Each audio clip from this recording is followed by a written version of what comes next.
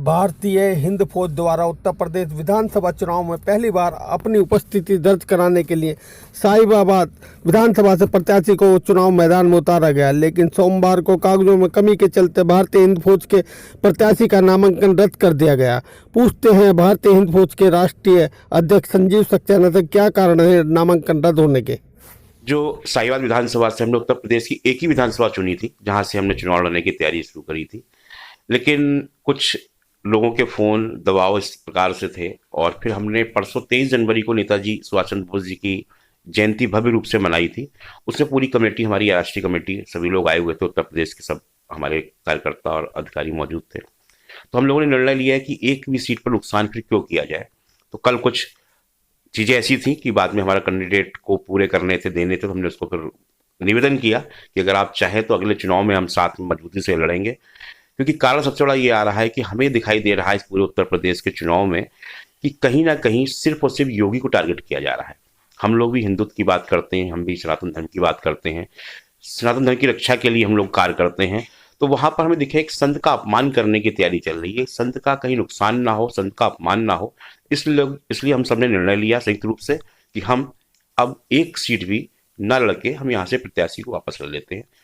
Papers पूरे नहीं पहुंचे तो आज के अखबारों में सब में आ गया कि हमारा पर्चा रद्द कर दिया गया है, तो हम अपने प्रत्याशी को वहां से नहीं लड़ा रहे। आपके इस निर्णय से आपकी पार्टी के कार्यकर्ताओं का मनोबल तो डाउन नहीं होगा? नहीं, बिल्कुल नहीं, वो सब लोग खुश हैं। हमने पूरी कार्यकर्ताओं से बैठक करने के बाद ही, सारे पदाधिकारियों से बैठक करने के बाद ही ये निर्णय लिया है क्योंकि सबका ही कहना था कि हम या तो पूरे प्रदेश में लड़ रहे होते, पहले पूरे प्रदेश में थी, तो उन्हीं लोगों ने निवेदन किया था कि अगर आप पूरे प्रदेश में चुनाव लड़ते हैं, क्योंकि हम 100 विधानसभा पे बहुत मजबूत स्तर पे थे, अगर हम उन 100 विधानसभा अपने कैंडिडेट उतारते तो निश्चित रूप से हम सबसे बड़ा जो नुकसान करते वो योगी जी का करते। हमने भारतीय जनता पार्टी का सहयोग नहीं दिया है, हमने सिर्फ संत होने के नाते योगी जी को समर्थन किया है और हमारे सारे कार्यकर्ता चाहते हैं कि योगी जी दोबारा प्रदेश के अंदर आए। एक संत हैं, हमने संत का सम्मान किया है और संत के सम्मान के लिए हम सब लोगों ने संयुक्त रूप से निर्णय लिया है कि हम लोग चुनाव में नहीं रहेंगे। देश भर में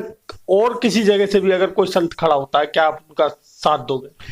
नहीं, अब ऐसा नहीं है कि देखिए अगली लोकसभा में हम लोग करेंगे। हमारा मेन जो उद्देश्य है, हमने भारतीय हिंद फौज की जो स्थापना करी थी वो राजनीति करने को नहीं करी थी, हमने भारतीय हिंद फौज की स्थापना करी है राष्ट्रनीति के लिए। आज हमें अगर दिखाई दे रहा है, कल हमें एक बड़ा अच्छी बात है, केंद्र सरकार ने, मोदी जी ने एक निर्णय लिया कि इंडिया गेट पर नेताजी सुभाष चंद्र बोस की भव्य प्रतिमा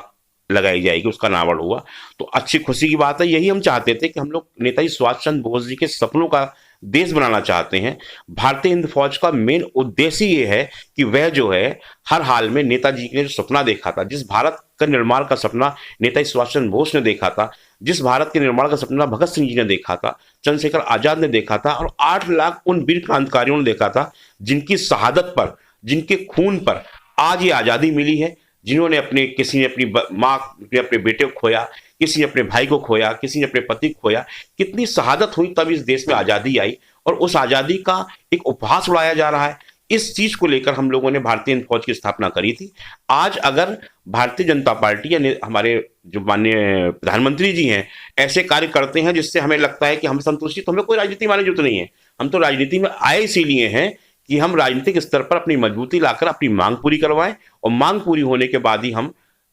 इस चीज पे पहुंचे, इस निर्णय पे कि हमने उत्तर प्रदेश के अंदर एक संत की बात है, अगर संत कहीं और से लड़ेगा तो ऐसा नहीं सब संत लड़ेंगे, हम सबके साथ होंगे, अपनी वापस आते रहेंगे। संत कहीं से भी आएंगे, संतों का सम्मान है, मान सम्मान है, क्योंकि संत है, सनातन परंपरा में उनको वहां पर स्थान मिला हुआ है। तो योगी जी ने कहीं ना कहीं अच्छे कार्य किए थे और 5 साल बड़ा एक चीज हम सबसे बड़ी जो मानते हैं कि देखिए व्यापारी बहुत परेशान है, ये बात भी माननी पड़ेगी, सत्यता है, लेकिन कहीं ना कहीं एक बहुत खुशी की बात है, व्यापार वहां भी डूबता है जब किसी शहर के अंदर दंगे होते हैं। इस 5 साल में दंगा नहीं हुआ तो व्यापारियों को कहीं ना कहीं सुविधाएं मिली, उनकी सुरक्षा, इन सब चीजों पर हम आगे योगी जी से मिलकर बैठ के बात भी करने का प्रयास करेंगे। जिस प्रकार से आपने भाजपा प्रत्याशी के समर्थन में अपना कदम पीछे हटाया, तो अब उम्मीद करें कि आप जो ना भाजपा प्रत्याशी के समर्थन में प्रचार प्रसार भी करें। जी बिल्कुल, ऐसा है कि हम लोग अब भाजपा के नहीं, हम योगी की बात कर रहे हैं। हम माननीय योगी जी, आदरणीय योगी जी, जिन्होंने वास्तव में हिंदुत्व और एक बड़ा अच्छा सनातन धर्म की रक्षा के लिए कार्य किया है, हम लोग योगी जी के साथ हैं और योगी जी के साथ में हर जगह हम प्रचार प्रसार को भी तैयार हैं। हमने अपनी पार्टी के कार्यकर्ताओं को सबको कहा है कि आप लोग शांत ना बैठें, अपने अपने क्षेत्र में जाएं और योगी जी के लिए वोट मांगें और सीधे कहें कि योगी को जिताओ, योगी को लेके आइए। इसी कड़ी में रामपुर में आजम खां के खिलाफ हमारा बिल्कुल एक भाई आकाश सक्सेना, उसका टिकट हुआ है भारतीय जनता पार्टी से। हमारी पूरी ताकत हम लोगों ने पूरी टीम को वहां पर लगाया है कि आप आकाश जी का समर्थन करिए, आकाश जी को जिताइए। आकाश सक्सेना की जीत पूरे प्रदेश की जीत होगी और पूरे भारतीय हिंद फौज का हमें लगेगा कि हमने एक अपने मजबूत कैंडिडेट को जिता के एक चीज दिखाई, जिसने आजम खां के अत्याचार को खत्म करने के लिए इतना बड़ा बीड़ा उठाया। आजम खान का जो स्थिति रामपुर के अंदर थी, बर्बाद कर दिया था रामपुर के क्षेत्रवासियों को। मुस्लिम ही थे वो जिनको बर्बाद किया। आकाश ने कभी नहीं देखा वो हिंदू है या मुसलमान है, जितने मुस्लिम भी थे उनका आकाश ने मदद करी और सभी लोग आकाश को लड़ा रहे हैं। आज हम सब लोग भी आकाश सक्सेना के प्रचार प्रसार में जाने की तैयारी कर रहे हैं। गाजियाबाद की ताजा तरीन खबरों के लिए हमें सब्सक्राइब करें और हमारे बेल आइकन को प्रेस करना ना भूलें।